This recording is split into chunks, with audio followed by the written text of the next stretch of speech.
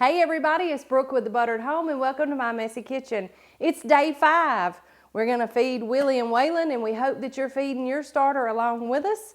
And we're going to talk about how we need to start in the next 3 or 4 days looking for signs of growth and an easy way to do that. This is an abbreviated version tonight because it's Saturday and I'm sure that you have better things to do than to listen to me ramble. So let's get started. We're going to take our lids off of Willie and Waylon, and you'll notice that they're starting to become the same color. So Danny had a great idea. He said that I should take a marker and mark them with W so that I could tell them apart. Rim shot, right? So we're going to write Willie because a W just won't do it for Willie and Waylon, because they are starting to look similar. And the only reason that I am marking 2 of them and trying to keep them separated is because, and I'll just give you a quick recap. Willie is more protein based. We started him with a whole wheat unbleached flour. And Waylon we started with just plain all-purpose unbleached flour. So far, they're progressing about the same, which is what I hoped would happen. This is an experiment to see if there really is a difference. So, I'm going to move these lids out of the way, slide them out of the way. Now we have our discard bowl with our bag. And y'all be sure, if you are feeding your starter along with me, or if you have started your starter, I would love to see a picture of your starter. You can direct message that to me here on Facebook, or you can just drop a picture in the comments as soon as we're done. Stay with us live. So, okay, so we're going to discard Willie first, and we have some more hooch. Now, it's not as brown. Hope you can see that. It's not nearly as brown, and he smells a little more pleasant. He doesn't smell like dog's breath tonight. So I'm going to pour off about half a Willie. And I did clean my jars last night and put them back in there. So I'm going to be sure and scrape them down real good. And then Waylon has a little hooch tonight too, and his hooch is pretty clear. So, and Waylon smells the same as Willie. He's not foul, but he's not yeasty either. So the yeasty smell is one of the things that we're looking for to just test for growth. All right, so I've got half of him in the bag. And I'm going to seal my bag up and get some of that air out of there so he takes up less space in the trash. And Big D is monitoring for questions, so if you have any, we have a slight delay, and I believe we have one. So what we got, Big D? I didn't get any hooch. Is that okay? That is just fine. No hooch is not a bad thing. I'm assuming you're on day 5 with us, correct? So did you have hooch yesterday? Or have you been hoochless thus far? And I'll wait for you to answer. And I'm just going to scrape down the best I can the edges of the jar, because in a few days I'll probably clean them again. And we talked about jar cleanliness last night.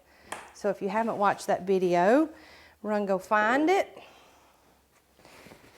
Even if you don't have spare jars, there's an easy way to mix or discard and feed in a bowl, and then you can put them back in clean jars.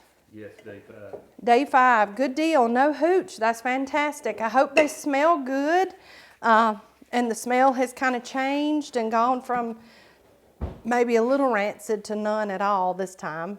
No yeasty smell probably though, but you know, everybody's starter will grow at different rates. You might be ahead of me or you might be behind me. You just never can tell. But as long as you have bubbles and you have a pleasant smell and it doesn't just smell like flour, then you're good to go. All right, I'm going to turn my tap on. And everybody say it with me now. Tepid water, not hot, not cold. Tepid water. Somebody asked last night if I was using distilled or purified water, and I am not. You can, but if your tap water is as good as quality as mine, big shout out to Pine Level, Alabama Water for the good water that we have. If yours is as good as mine, then there's really no need. But if you just feel better about it and you have some distilled or purified water, by all means use it. No right, no wrong. There's you and there's your starter. Okay, so we're going to feed first. And again, no measurements to speak of. We probably have 100 grams left here, total weight in each jar. So I'm going to put around 50 grams or like a fourth to a half of a cup in there. And then I'm going to add a little water as needed. Now the reason why we're not doing measurements, we're not weighing our flour or our water, is because everybody's house, everybody's climate, everybody's flour is different. So it's best to learn how to make your starter by look, by feel, and by texture. So simply what you have to do is add enough flour to almost double your starter, because we tossed out half. And then you're going to want to add just enough water to get it to a cake batter consistency. Now the last few nights for Willie and Waylon, that's taken different amounts of each. Now let me get a spoon, because I think we're good. And we're good and we're gloppy. See how it comes off the spoon? It's stretchy, but it's not drippy. That means we haven't added too much water. If you add too much water, then it'll be overhydrated and your yeast or your natural wild yeast will have so much water in there it won't be able to eat good on the flour, and it'll really just slow down the process. So Willie looks good. I'm going to shake him to get him spread back out. And then we're going to put the lids on finger tight, and that's just get it set on the threads and give it, well, got to get it set on the threads first and give it half a turn. All right, so now we have Waylon. And I'm going to add a little bit of water to Waylon. I just do it a splash at a time. Needs a little bit more. And the last couple of nights, Waylon has needed more water than Willie, which Big D said was odd. All right, and then tonight, looks like Waylon needs less, a little less. So we're going to test our consistency of Waylon. And there he is. He glops right off the spoon, separates, but still a little stretchy. So Waylon is good to go. So we're going to seal him back up. And then in a little while, I will place them in their resting places. All right. So we're going to talk really quick about how to look for growth. So we're on day 5. So ideally, we would hope that we were somewhere in the middle, that hopefully we're at the halfway point and that we should start to see some fermentation start to happen. If not, it's okay. It may take 3 days, it may take 10 more, but if it does, you will know it, and I will tell you why. This amount of flour, I mean, we're consistently ending up after we feed every night with about the same amount of flour. And what I would do if I were you, because your jars are probably different than mine, is take a dry erase marker or a rubber band and just mark where they rest right there. And then tomorrow, check it a couple of times and see if it has raised up at all above that line or the rubber band. If it does start to ferment in the next couple of days, you still want to continue to discard and feed until you are 10 to 14 days so that you have a good, strong starter.